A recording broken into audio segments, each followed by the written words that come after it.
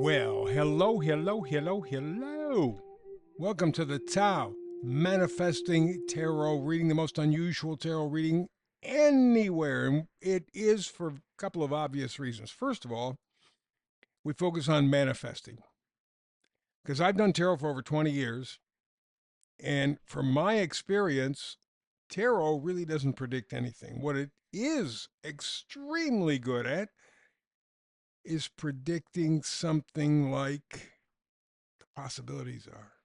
It's the science of potential, your ability, your gift to create pictures inside your own head, to influence your fate, your destiny, your future. Now, we all have this talent, but it's misplaced. It's redirected.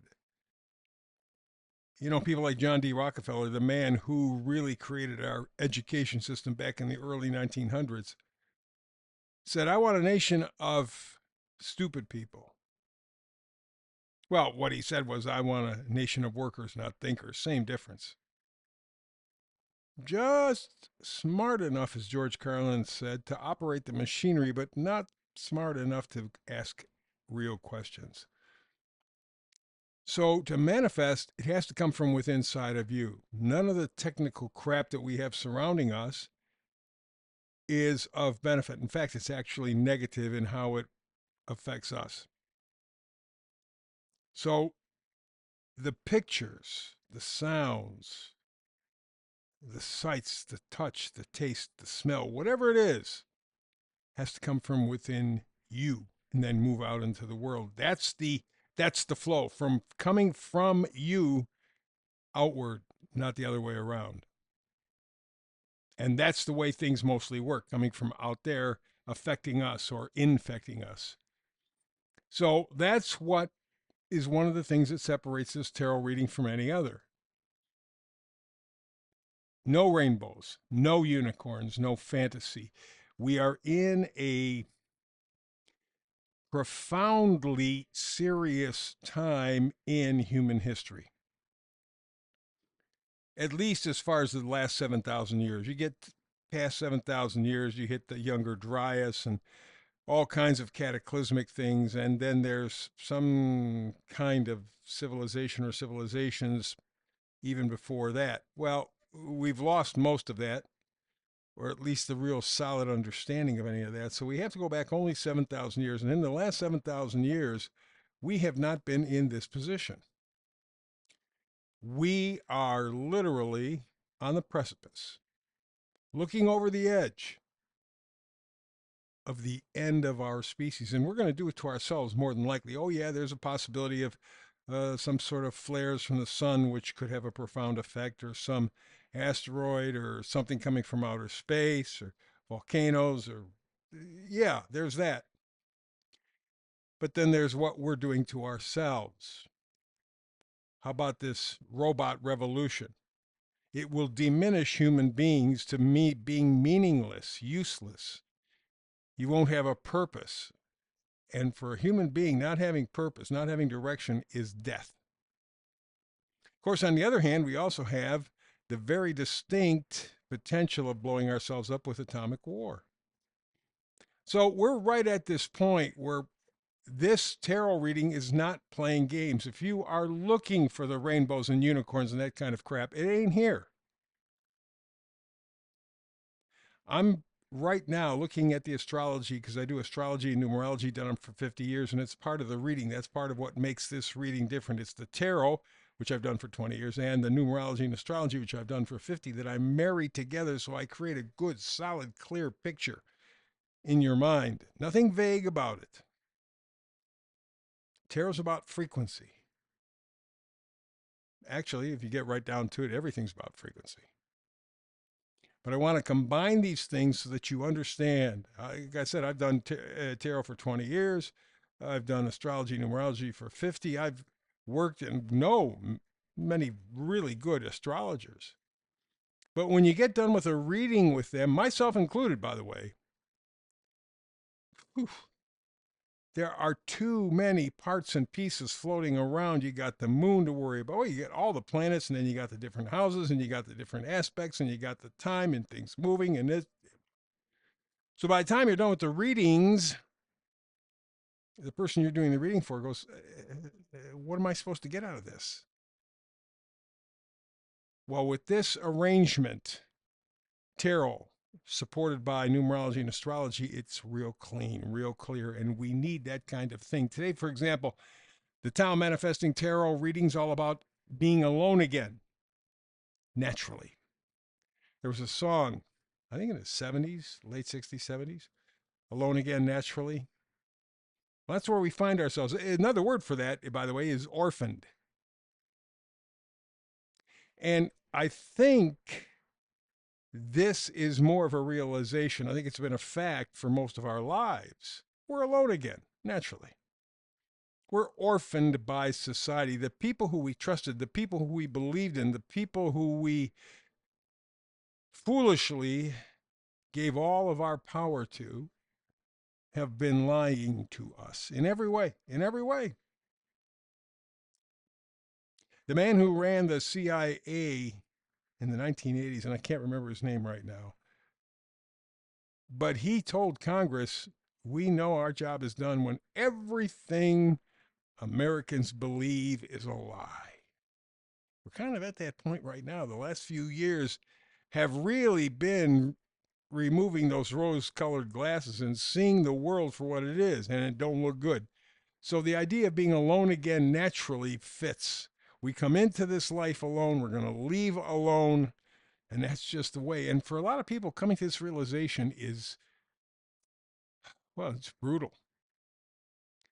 So think of this reading as the tarot is the meal, but the numerology and astrology is the table setting.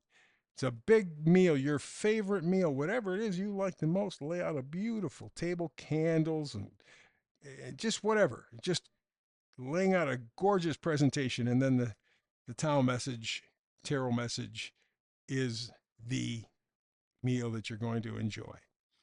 It's all about energy. It's all about cycling. Use tarot to tap into it. So let's set the table. We begin with, as I said, I do astrology. It's critical. Let's begin with astrologic. For the past few months, I've been doing something in preparation for next July 4th, 2026, because next year, July 4th, 2026, America will celebrate its 250th birthday, if we survive. And right now, that is kind of questionable. Things are really up in the air. Of course, questionable right across the world, but focused on America. So since we're going to hit our 250th anniversary coming up next July 4th, I thought I would take a look at America, but from a different point of view. What we have been told in history classes, not surprisingly, is a lie across the board. Part of the manipulation. So what I'm doing is using astrology to take a look at our history and dig a little bit deeper. Find out about the energies. Remember I said history repeats. History is reflected in numerology and astrology because there are cycles within cycles within cycles. And it's amazing. Like, for example, you go back to the American Revolution, 1776. We had two planets that are very impactful, Pluto and Uranus. Well, 250 years later, they're essentially in the same spot. They were exact about a year or two ago. And they're still being impacted, still being felt. These are important planets that have a generational impact. Pluto is evolution.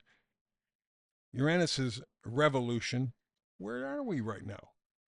Same place we were in 1776. Different picture, but the same story. We're confronting evolution and revolution. And I think to evolve, we're going to have to revolt. And it's the only answer that I can see. And that's true for the entire world, by the way. So I figure, okay, good. Let's go back and let's take a look at American history.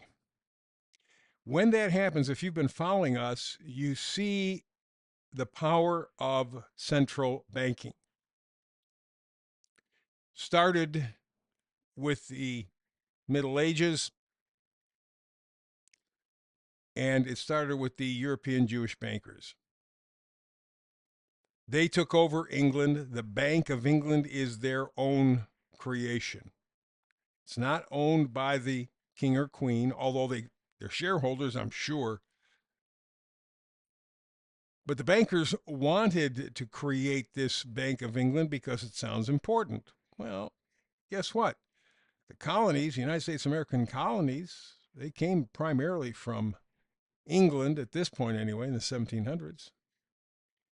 And so the Bank of England decides we want the same kind of thing here in the United States, in the New World, as they called it.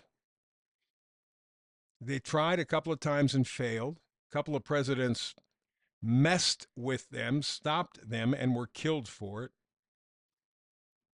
And by 1913, they got it. And by 1913, they actually had control of the United States of America. Nobody knew about it. Nobody really appreciated it, or very few people did. But that's where it all began. Because the Federal Reserve prints money out of thin air. Doesn't mean anything. There's nothing. They can value it whatever they want to value it. And right from the beginning, that's what they said. They said they wanted a flexible currency. In other words, they want to be able to change the price, the value of the money anytime that they want to. So they get richer. Oh, coincidentally, while they also started this new bank where they started to print money, which creates inflation, they also created the income tax, and they really encouraged women to get out and work. Because what you got with women is double the income tax, double the money to be used and abused by the Federal Reserve, and we see where we've gone from there. Now, this is a practice in its essence that had been used for centuries. It was called usury. Usury is when you charge somebody money for lending them money. The Catholic Church was against it. The Jewish bankers had been kicked in their history out of more than 200 countries. In fact, a total of 1,000 times, and it was always for the same reason, usury.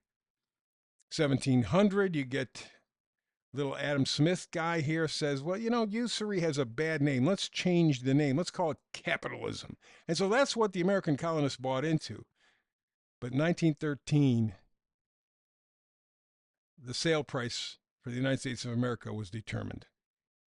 And we're still dealing with that now. So what they did was set up this fake money laundering system. They got us into World War I. Primarily two brothers, funded World War I. One was in America, one was in Germany. So they were fighting supposedly against one another, supporting the two sides that were fighting, but they were getting rich off of both sides. So we come into the 1920s, Americans and the world had had enough fighting. America said, no, I'm tired. They were out for some good times. So as we get into the 20s, Americans wanted to avoid reality, didn't care. They had had enough. And there were technology things coming out, cars, radio, movies, man, entertainment, which is just distraction. That's all it is. It's just distraction. Roaring 20s. Man, they opened up the stock market, Wall Street, by the way, which is owned by those same bankers. They started Wall Street in 1791 here in the United States of America. 1797 or 98, they got their first bank. These are the same people. This is incestuous. So they figure, let's see, we got the Federal Reserve, we got the banking, we got more people working, we got the income tax. Let's open up Wall Street. And people went crazy on Wall Street. Man, they went crazy. The roaring 20s. Excessive materialism, economic implosion right around the corner. But they didn't see it because they were too busy chasing and escaping.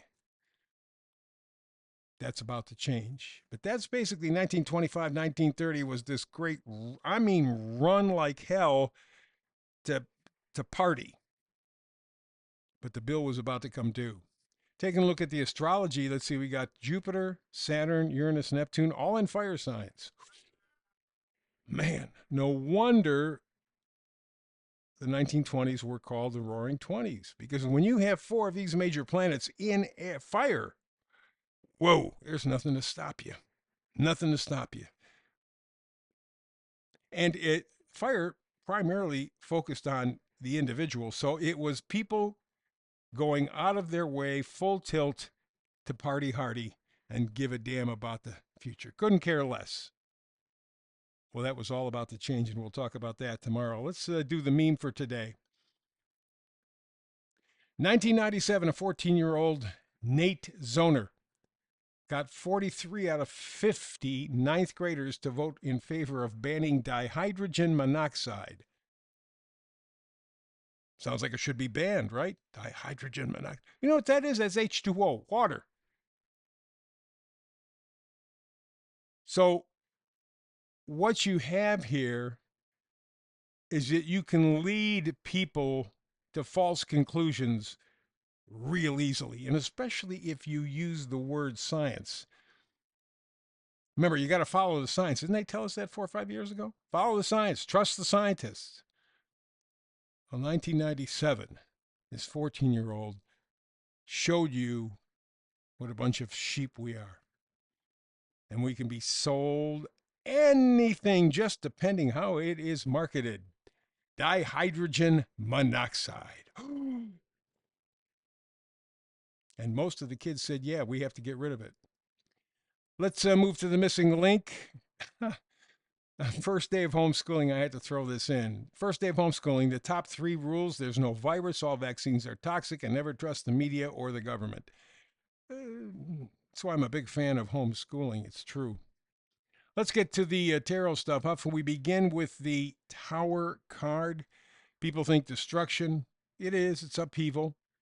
But it's also false security. You think you're in a tower. You think you're safe. And man, when the shit hits the fan, and that's really what's kind of happened around the world, certainly here in the United States. We thought, hey, we're the big country. We're the leader. We're this, we're that. Hey, nothing can hurt us. And we're finding out that that veneer that we live with is paper thin. That creates huge problems for insecure people, and most people are insecure.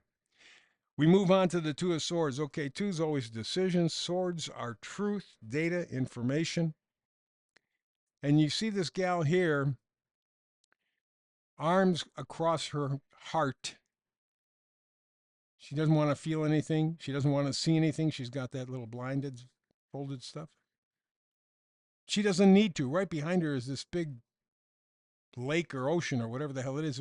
And always water in tarot talks about intuition. She knows what's true. She's avoiding the truth. That's what we were just talking about, the Roaring Twenties. That's exactly what people did. They knew this lifestyle of opulence was bullshit. But they wanted to escape. They escaped all right. 1930s gives them a whole new lesson. Yes, sirree, Baba Louie. There's no 2 ways about it. Well, let's move on to card number 3. How about this? Knights of Wands. Knights always bring gifts. Wands are positivity, excitement, joy, enthusiasm, confidence, adventure. You have to get to a point where you decide, okay, I'm not going to lie to myself anymore. I know that there's a huge change coming. I got to take a different attitude. Otherwise, I won't survive. I have to look at it as an adventure and go confidently. No, I don't know what the answers are. I don't even know where most of the questions are. It doesn't make any difference. I have to decide, the Two of Swords, to deal with this tower moment and make the best I can out of it. That's where we stand right now, because I'm telling you, the next few years, should be interesting. We're out of time. Thank you very much for being here. You make it.